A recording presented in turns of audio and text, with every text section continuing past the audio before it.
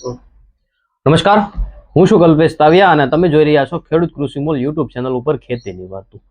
મિત્રો, આજે આપણે આ વિડીયોની અંદર ચણાના પાક વિશે માહિતી મેળવી છે અને ચણાના પાકની અંદર જે વોટર સોલ્યુબલ ખાતરો આવે છે, તો મિત્રો એ જે ખાતરો છે એનો આપણે ઉપયોગ ક્યારે કરવો જોઈએ, કેટલા માપથી કરવો જોઈએ અને આપણે જે કોઈ પણ પ્રકારના વોટર સોલ્યુબલ ખાતરો આપણે એનો ઉપયોગ કરીએ છીએ તો એનાથી આપણને શું ફાયદો થવાનો છે, આપણા ઉત્પાદનની અંદર શું ફેર પડવાનો છે, એના વિશે મિત્રો આ વિડીયોની અંદર આપણે આજે સંપૂર્ણ માહિતી મેળવવાના છીએ.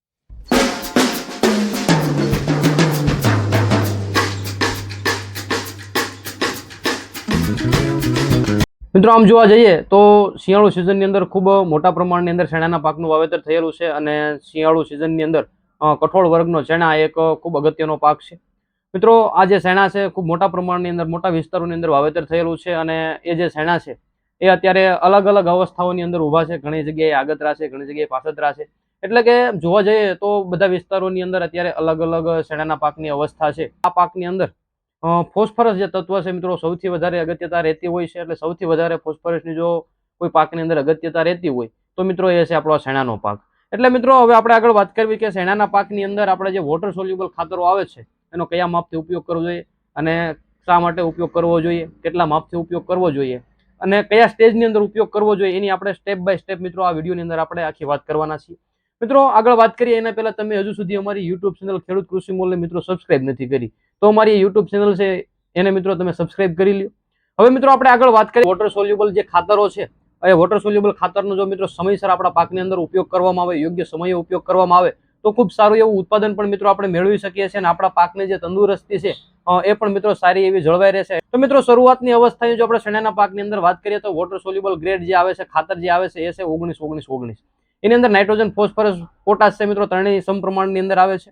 મિત્રો, આ જે 19-19 છે એ વૃદ્ધિ વિકાસ માટે ખૂબ જ અગત્યનું છે. એટલે જો તમારે જરૂર જણાય તો જ મિત્રો આ જે ખાતર છે 19-19 એનો આપણે ઉપયોગ કરવાનો છે. મિત્રો, આગળ આપણે બીજા એક ગ્રેડની વાત કરીએ કે જ્યારે પણ આપણો ચણાનો પાક છે એ 30 થી 35 દિવસનો પાક હોય ત્યારે મિત્રો જે આપણે ફર્ટિલાઇઝર, આપણે જે વોટર સોલ્યુબલ ખાતર આવે છે એની અંદર આપણે કરીએ તો 12-61-0, જેની અંદર 12% નાઇટ્રોજન આવે છે, 61% ફોસ્ફરસ આવે છે. તેનો આપણા પાકની અંદર આપણે ચણાનો પાક છે 30 થી 35 દિવસનો થાય ત્યારે આપણે એની અંદર ઉપયોગ કરવાનો છે. મિત્રો, જે 12-61 છે એનો ઉપયોગ કરવાથી ફાયદો શું થાય એની વાત કરીએ તો ચણાના પાકની અંદર આપણે વધારે ફાલ ફૂલ લાવી શકીએ છીએ. ત્યાર પછી ચણાના પાકની અંદર આપણે વધારે ડાળીઓની અંદર વધારો થાય છે. એટલે આપણે જે 12-61 છે એનો છંટકાવ કરવામાં આવે તો ખૂબ સારા રિઝલ્ટો મળે છે. હવે એના ડોઝની જો આપણે વાત કરીએ તો જો સ્ટાન્ડર્ડ કંપની હોય તો આપણે 80 થી 100 ગ્રામની અંદર રાખી એનો આપણે મિત્રો આપણા પાકની અંદર છંટકાવ કરી શકાય છે. મિત્રો, બને ત્યાં સુધી જે વોટર સોલ્યુબલ ખાતરો છે એને આપણે સારી કંપનીના જ મિત્રો લેવાનો આગ્રહ રાખવાનો છે. એટલે જે પંપની અંદર માપ કરીએ તો 80 થી 100 ગ્રામની અંદર મિત્રો તમે એનું માપ રાખી અને પંપની અંદર તમે છંટકાવ કરી શકો છો. મિત્રો, આ હતી 12-61-0 ની વાત. ત્યાર પછીના જો છંટકાવની વાત કરીએ તો કે જ્યારે આપણો પાક, ચણાનો જે પાક છે એ પાક આપણો 45 થી 50 દિવસની આજુબાજુનો પાક થાય એવા સમયે આપણે જે 0-52-34 ખાતર આવે છે કે જેની અંદર 52% ફોસ્ફરસ અને 34% જેટલું પોટાશ આવે છે. એટલે આપણે આગળ વાત કરી એ પ્રમાણે કે ચણાના પાકની અંદર સૌથી વધારે ફોસ્ફરસ તત્વની જરૂર પડે છે. આપણે 12-61 ની વાત કરી તો એની અંદર 61% ફોસ્ફરસ હતું. ત્યાર પછી આપણે 0-52-34 ની વાત કરી તો એની અંદર 52% ફોસ્ફરસ છે. એટલે ચણાના પાકની અંદર ફોસ્ફરસ છે મિત્રો પૂરતા પ્રમાણની અંદર મળી રહે છે. મિત્રો, જે 52-34 છે એને આપણે 40 થી 45 દિવસે આપણા પાકની અંદર ઉપયોગ કરવાનો છે. પંપે 80 થી 100 ગ્રામ લેખે આપણા પાકની અંદર એનો મિત્રો આપણે છંટકાવ કરવાનો છે. મિત્રો, ચણાનો પાક આપણો 40 થી 45 દિવસનો હોય એટલે કે એ સમયે આપણા પાકની અંદર ફ્લાવરિંગ અવસ્થા હોય છે. તો મિત્રો, આ સમયે ફ્લાવરિંગ અવસ્થા હોય છે એટલે કે 0-52-34 નો તમે છંટકાવ કરો તો એની સાથે મિત્રો કોઈ પણ પ્રકારની ફ્લાવરિંગની દવા પણ તમે મિક્સ કરી શકો છો. એના પણ ખૂબ સારા રિઝલ્ટો મળે છે. ત્યાર પછી આપણે બજારની અંદર જે બોરોન મળે છે એ પણ તમે એની સાથે મિક્સ કરી અને સારા એવા રિઝલ્ટ મિત્રો એની અંદર મેળવી શકો છો. તમે ગયા વર્ષે પણ ઘણા બધા ખેડૂત મિત્રો પાસે આ પ્રકારની ટ્રાય લેવડાવેલી અને ખૂબ સારા એવા ઉત્પાદનો એ લોકોએ મેળવેલા. મિત્રો, આ 0-52-34 ના છંટકાવ પછીની આપણે જો વાત કરીએ કે જ્યારે પણ આપણા પાકની અંદર પોપટાનું બંધારણ કમ્પ્લીટ થઈ જાય, પોપટાની અંદર દાણો ભરાવાની અવસ્થા હોય મિત્રો એવા સમયે આપણે જે બજારની અંદર મળતું જે 0-0-50 છે એટલે કે જેની અંદર 50% પોટાશ આવે છે, 17.5% જેટલું સલ્ફર આવે છે. મિત્રો, આ 0-0-50 એનો છંટકાવ કરવાથી શું ફાયદો થાય એની વાત કરીએ કે જે પોપટાની અંદર જે દાણો બંધાવવાની અવસ્થા છે એ દાણો છે નાનો નો રહે, દાણો મોટો થાય, વજનવાળો થાય, દાણો સળકાટવાળો થાય, દાણોની અંદર વજન ભરાય. એટલા માટે મિત્રો જે 0-0-50 છે એ પાછલી અવસ્થાની અંદર ખૂબ જ અગત્યનું છે અને આના છંટકાવ કરવામાં આવે તો મિત્રો ખૂબ સારા એવા રિઝલ્ટો પણ મળે છે. મિત્રો, આ 0-0-50 છે એને પંપની અંદર 80 થી 100 ગ્રામ લેખે મિત્રો આપણા પાકની અંદર છંટકાવ કરવાનો છે. ખૂબ સારા એવા રિઝલ્ટો પણ મળે છે. મિત્રો, આ 0-0-50 છે એ આપણે બધા પાકની અંદર ઉપયોગ કરી શકીએ છીએ. એટલે ચણાના પાકની અંદર જો આનો પાછલી અવસ્થાની અંદર, છેલ્લી અવસ્થાની અંદર ઉપયોગ કરવામાં આવે તો મિત્રો ખૂબ સારા એવા પરિણામો મળે છે.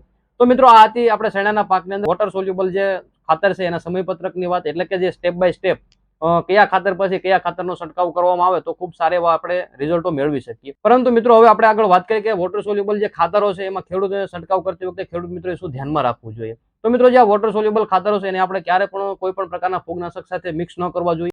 જ્યારે પણ આપણે મિત્રો આ વોટર સોલ્યુબલ ખાતરો છે એનો જ્યારે આપણે છંટકાવ કરીએ ત્યારે જમીનની અંદર પૂરતા પ્રમાણની અંદર ભેજ હોય તો મિત્રો ખૂબ સારા એવા રિઝલ્ટો મળે છે. બને ત્યાં સુધી આપણે પિયત આપી અને જો છંટકાવ કરવામાં આવે તો મિત્રો આ વોટર સોલ્યુબલ છે એની અંદર ખૂબ સારા રિઝલ્ટો મળતા હોય છે. અને ત્યાર પછી આગળ વાત કરીએ કે જે વોટર સોલ્યુબલ ખાતરો છે એ પાવડર ફોર્મ અને લિક્વિડની અંદર બંને પ્રકારે આપણે બજારની અંદર મળે છે. એટલે જે બંને જે લિક્વિડ અને પાવડર છે એ બંનેના ડોઝ મિત્રો અલગ અલગ છે. આપણે જે આગળ ડોઝ 80 થી 100 ગ્રામની વાત કરીએ, પાવડર ફોર્મ્યુલેશનની વાત કરી છે. જો લિક્વિડની અંદર હોય તો મિત્રો 20 થી 25 ml ના ડોઝ છે. એટલે તમે જે લિક્વિડ ખરીદો તો એ પ્રમાણે ડોઝ સેટ કરવાનો, અને જ્યારે પાવડર ખરીદો છો તો એ પ્રમાણે ડોઝ સેટ કરી અને પછી જ મિત્રો આપણા પાકની અંદર છંટકાવ કરવાનો છે. અને જે ખેડૂત મિત્રો જે આ વોટર સોલ્યુબલના સ્ટેપ બાય સ્ટેપ યુઝ કરે છે, પોતાના પાકની અંદર ઉપયોગ કરે છે, ખૂબ સારા એવા પરિણામો મળે છે અને ખૂબ સારા એવા ઉત્પાદનો પણ મિત્રો મેળવી રહ્યા છે. તો તમે પણ શેણાના પાકનું વાવેતર કરેલું હોય તો મિત્રો સ્ટેપ બાય સ્ટેપ છે એ જો ખાતરનો છે ઉપયોગ કરવામાં આવે તો ખૂબ સારા એવા રિઝલ્ટો મળે છે અને તમે પણ મિત્રો એનો ઉપયોગ કરજો, ખૂબ સારા રિઝલ્ટો મળશે. મિત્રો વિડીયોની અંદર આપવામાં આવેલી માહિતી છે જો સારી લાગી હોય, ઉપયોગી લાગી હોય તો વિડીયોને લાઇક કરજો અને આપણા જે અન્ય ખેડૂત મિત્રો છે એની સાથે આ વિડીયોને જરૂરથી શેર કરજો. તમે હજુ સુધી અમારી યુટ્યુબ ચેનલ ખેડૂત કૃષિ મોલ મિત્રો સબસ્ક્રાઇબ નથી કરી તો અમારી યુટ્યુબ ચેનલને મિત્રો સબસ્ક્રાઇબ કરી લેજો.